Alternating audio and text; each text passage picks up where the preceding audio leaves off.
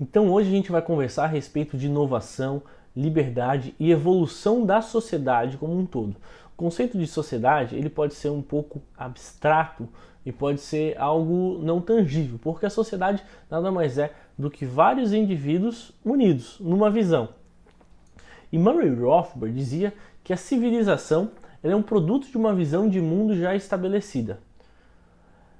Essa visão de mundo já estabelecida, ela se manifestaria através de realizações de cada indivíduo e que essas realizações se dariam de acordo com a mente de cada pessoa, que por sua vez determinaria como e o que deveria ser feito. Ele ia além e dizia que os artefatos produzidos pelo homem nada mais são do que produtos que se originam nas mentes dos próprios homens e essa mente determina o que deve ser feito e como.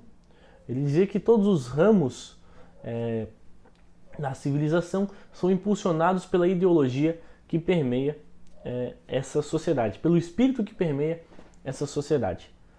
Então, quando ele, por exemplo, dizia que a civilização é um produto de uma visão de mundo já estabelecida, ele ressaltava a importância de nós defendermos as ideias corretas, de uma sociedade apoiar e incentivar, e os seus indivíduos como agentes de mudança, por isso ele falava que os artefatos produzidos pelo homem são produtos de métodos idealizados em sua própria mente, ou seja, ele ressaltava a importância do indivíduo, ele queria nos alertar para que a gente soubesse a importância de que cada pessoa tem no papel da construção do mundo e como esse papel é relevante para o futuro, para a evolução da sociedade, uma vez que essa civilização ela é impactada diretamente pelo espírito, pela ideologia que essa sociedade atualmente defende. E o individualismo, basicamente tem dois tipos de espíritos na sociedade. Um espírito coletivista e um espírito individualista. O individualista ele defende que as ideias, tanto as boas como as más, elas originam-se dentro da mente do ser humano e que somente alguns poucos homens conseguem deter a capacidade de formular boas ideias. Mais raro ainda são aqueles que, dotados de boas ideias, conseguem implementá-las na sociedade. Porém, dado que as ideias podem ser aceitas apenas se a sociedade aceitar, e que, em última instância, é a aceitação e a rejeição dessa sociedade pela população essa incapaz por si só de desenvolver novas ideias, como um todo, porque a população não desenvolve novas ideias, a sociedade não desenvolve novas ideias, mas é ela responsável por aceitar essas ideias, né? Os indivíduos como um todo, unidos, é que vão poder determinar a aceitação ou não dessas ideias. Não há garantia nenhuma de que uma sociedade, que uma população vá aceitar boas ideias, ou seja, ideias que iriam produzir efeitos positivos numa sociedade, tampouco essa mesma sociedade que pode rejeitar boas ideias pode aceitar ideias ruins, ou seja, ideias que vão produzir efeitos negativos nessa sociedade e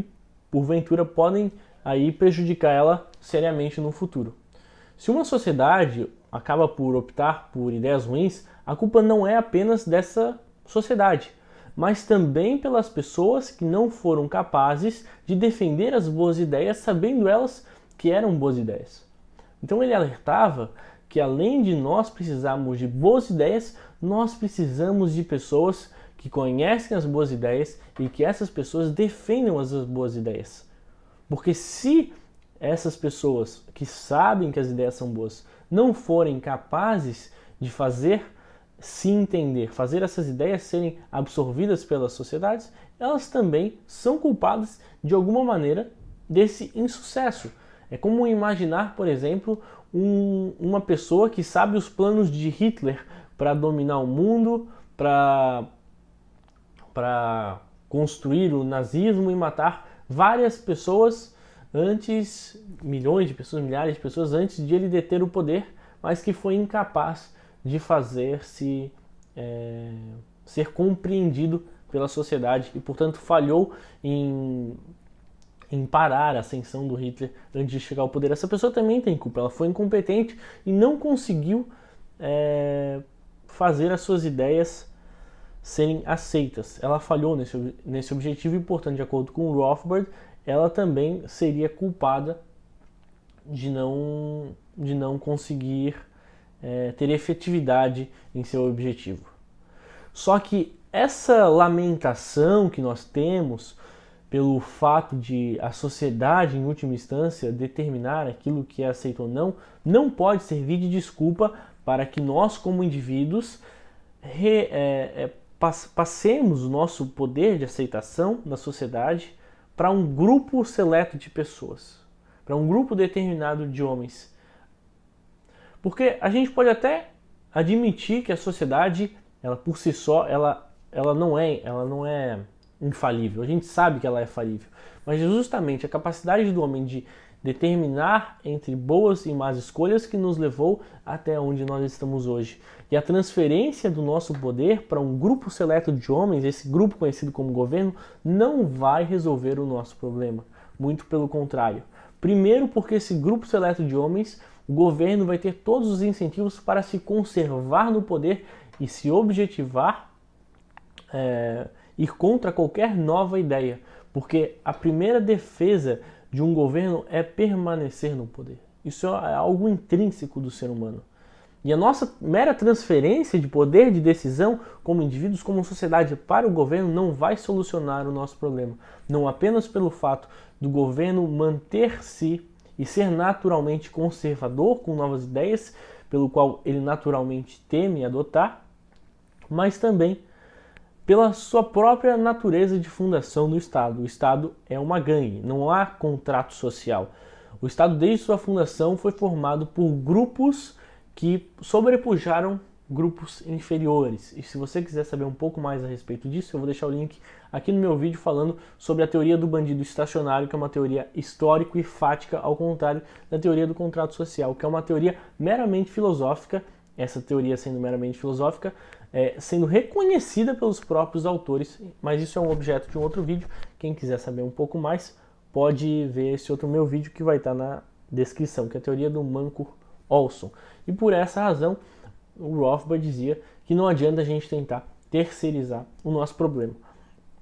Mas ele também falava muito da força das ideias. Foi através das ideias que o individualismo venceu o absolutismo após a Idade Média. Foi graças a isso que o Iluminismo, que a Revolução Industrial pôde florescer, que o poder das ideias conseguiu sair do papel e conseguiu vencer o poder de governos absolutistas, de governos despóticos. Por isso a importância de nós, como indivíduos, lutarmos pelas nossas ideias e termos um papel ativo nessa construção social, nessa construção desse grupo de indivíduos que unidos detêm o poder de mudança.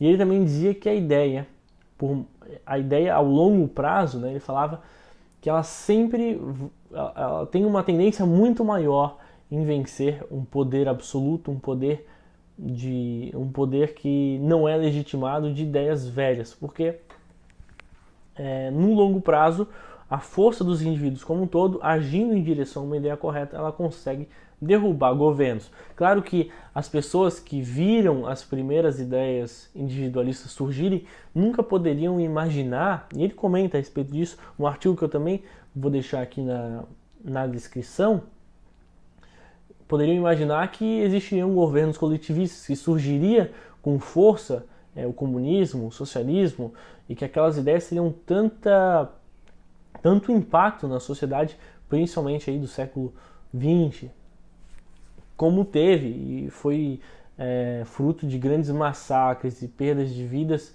aí, em índices alarmantes, em milhões, depois da sociedade ter conhecido as ideias individualistas, as ideias da liberdade.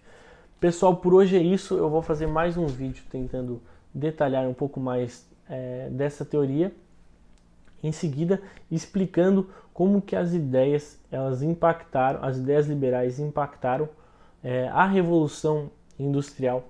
Mas isso é um papo para um próximo vídeo. Se você gostou dessa reflexão e quer saber um pouquinho mais a respeito de como a inovação e como o papel do indivíduo, numa visão mais filosófica, numa visão dessa reflexão por Rothbard, pode ler o artigo que ele escreveu sobre isso na descrição desse vídeo. Se você gostou, não deixe de dar o seu joinha e se inscreva. Por hoje é isso, até mais.